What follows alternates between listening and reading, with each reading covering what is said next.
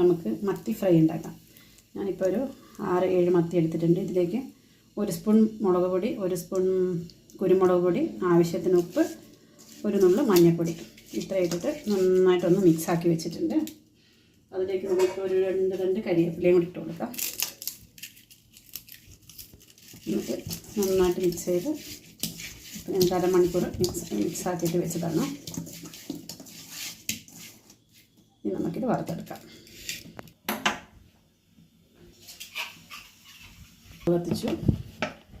Stove കത്തിച്ചു തവയിലേക്ക് നമുക്ക് വെളിച്ചെണ്ണ ഒഴിച്ചു കൊടുക്കാം.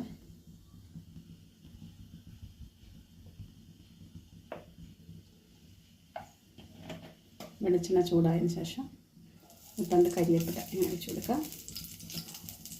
പിന്നെ നമുക്ക് നമ്മുടെ മത്തി ഇങ്ങനെ അടുക്കി വെച്ച് ഫ്രൈ ചെയ്തെടുക്കാം.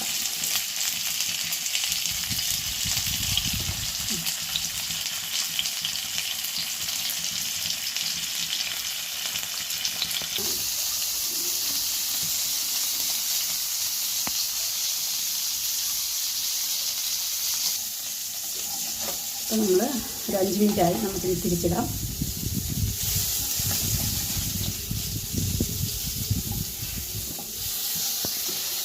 ഈ ഒരു 5 മിനിറ്റ് ഒന്ന് മതിയട്ടെ. ഇപ്പോൾ നമ്മുടെ മീൻ ഫ്രൈ റെഡി ആയി കഴിഞ്ഞു.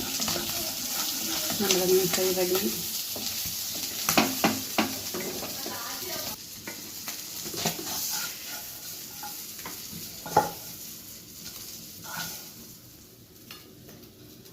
ഇപ്പോൾ നമ്മുടെ മീൻ ഫ്രൈ റെഡി.